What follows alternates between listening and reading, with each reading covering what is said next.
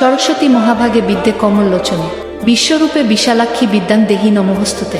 আসছে 2026 সালের সরস্বতী পূজা অনুষ্ঠিত হবে 23 জানুয়ারি শুক্রবার, যা মাঘ মাসের শুক্লপক্ষের পঞ্চমী তিথি এবং বসন্ত পঞ্চমীর দিন। পঞ্চমী তিথি শুরু হবে 22 জানুয়ারি রাত 1:39 এবং শেষ হবে 23 জানুয়ারি রাত 12:29। তাই 23 জানুয়ারি সকালে পূজা ও অঞ্জলি দেওয়া শুভ। আশার আলো ক্লাবের পক্ষ থেকে জানাই সরস্বতী পূজার শুভেচ্ছা ও অভিনন্দন।